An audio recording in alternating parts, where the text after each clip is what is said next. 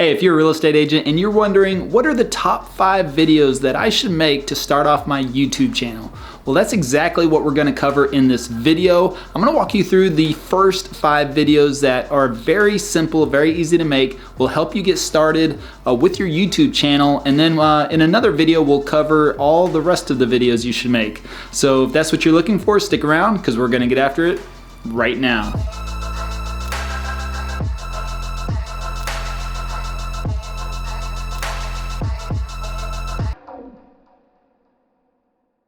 Hey, if this is your first time to the channel and you want to know how to grow your real estate business without cold calling, door knocking, or spending a ton of money on advertising, then subscribe below, tap the bell for notifications so you can be the first to learn those types of strategies. My name's Levi, my partner Travis and I, we get calls and emails from agents, team leads, and brokers every single day looking for help to grow their business. So if you're interested in a possible partner opportunity, feel free to contact us. It's all in the description below.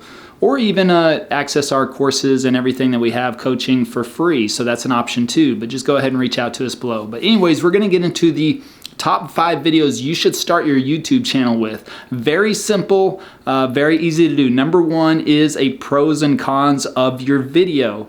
And yes, there's probably other pros and cons of videos out there about your city, but it's not from you and it's not from your perspective. And that's what is the really great thing about YouTube, is despite the competition out there, is the fact that people will resonate with you and your personality, all right? And so even if you have 5 or 10 agents on YouTube in your market, that's really not a lot when you look at all of the agents in your market. Think about it. It still doesn't stop you from doing other advertising methods, which those real estate agents and every other real estate agent in town are probably involved in anyways, right? But the fact that there's probably only 5 or 10 on YouTube in your area, that to me is extremely low competition. So you want to get on YouTube, start creating your video content, because it's going to live forever and it's going to serve you a lot longer than you think. And if you've got at least a year or 2 or 3 and probably likely a lot more left in your real estate career, then you need to start working on video now. But number 1 is pros and cons. You want to just talk about the good and the bad of your city. This is a very popular topic and people are always looking for this information. And so this video will give you a lot of views and possibly a lot of phone calls down the road for the foreseeable future. All right, the number 2 video is going to be the cost of living. Now, of course, you'll find this information easily online. There's several websites where you can find all kinds of stats on the cost of living. Now, what we've done, what we actually did differently this last time, I initially made a cost of living video, kind of like what everybody else does, talking about just the general stats and everything around and about Dallas, Texas. But this last time I thought, what people would really like to see is I actually went to 3 different grocery stores. I went to a Fiesta, a Target, and a Whole Foods. Fiesta is kind of a lower end grocery store, you could say. Target, of course, is pretty much in the middle, and then Whole Foods is considered high end. And so I found some very similar products. Some brands were in all 3 stores, but of course brands did vary. But I actually looked at the pricing of like bread, milk, eggs, peanut butter, beer, coffee, all the important stuff, and did a comparison video of that. I was actually able to go in and take footage and photos of all the pricing, and I use that in my video. And so that was really key with starting or actually making that video, and it's done a lot better, and a lot of people have really enjoyed that information and actually see what the groceries cost in the Dallas, Texas area. All right, the next video you can always do is the top 5 neighborhoods inside the city. And so this isn't suburbs, this is actually neighborhoods. So think about what are the 5 most popular neighborhoods in your area. For me here in Dallas, Highland Park and University Park are the most expensive, so they're considered 2 of the most popular neighborhoods. And then you have something like Lakewood or Bishop Arts District, something like that, something that is very popular. Maybe even throw in 1 or 2 that a lot of people don't know about. So anything that has a lot of culture, a lot of history, or could even be the most expensive, right? So you want to think about what are the top 5 neighborhoods in your city. That's very simple to talk about, and you can cover those top 5 in a video. Usually does pretty well.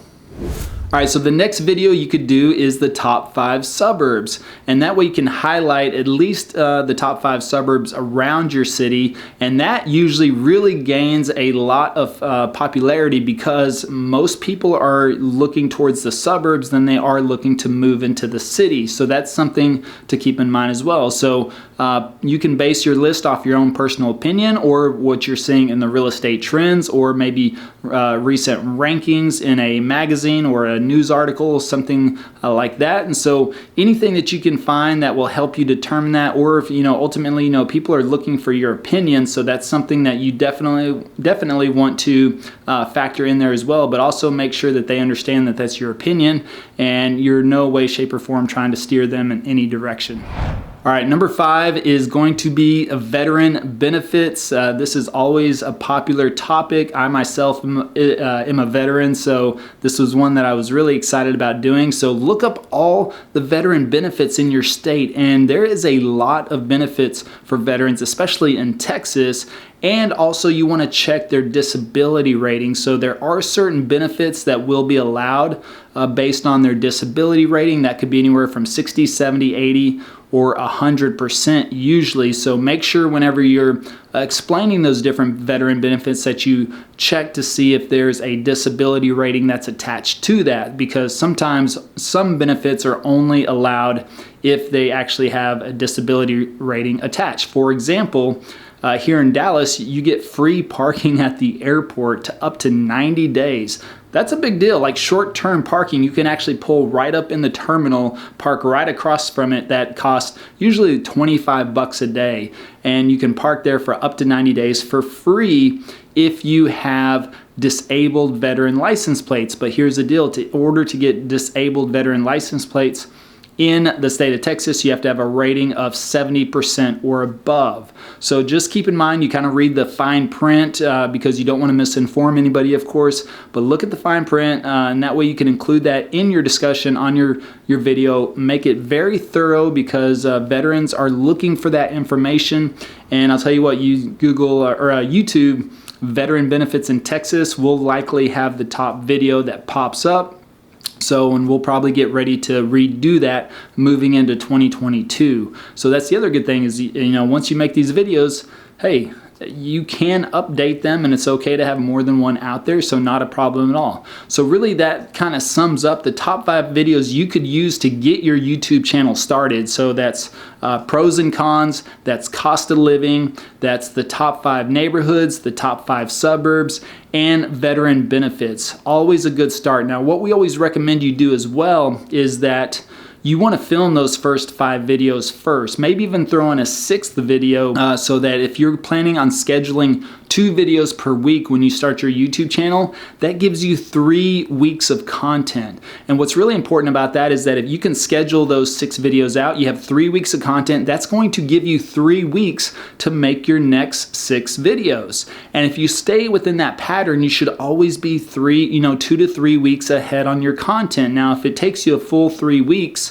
to make that content, well, then you've got it published out for the next 3 weeks. So ideally, if you can make more in that time frame, then even better. If you can actually make 4 or 5 weeks worth of content, which is really just a few extra videos, then you will be well on the way, because that you're actually going to always be ahead of the game, and that feels a lot better than being behind the 8 ball, right? If you publish or make one video and then publish it, then you're always worried about trying to make the next video. And we all know life comes up, health comes up, friends come up, family comes up, vacations come up.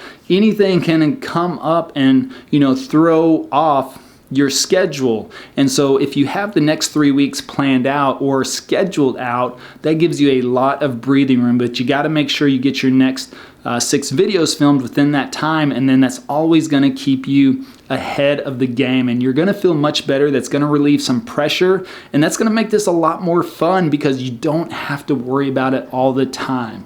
So I hope you found this helpful. Again, if you need help with your YouTube channel, feel free to reach out to us below. We'll see what we can do. We also, of course, offer coaching, but then also if you want to discuss getting all of our coaching and courses for free, we're happy to do that as well. Definitely check out the upcoming video. It's about how we made $100,000 in our first 100 days on YouTube. We'll see you on the next video.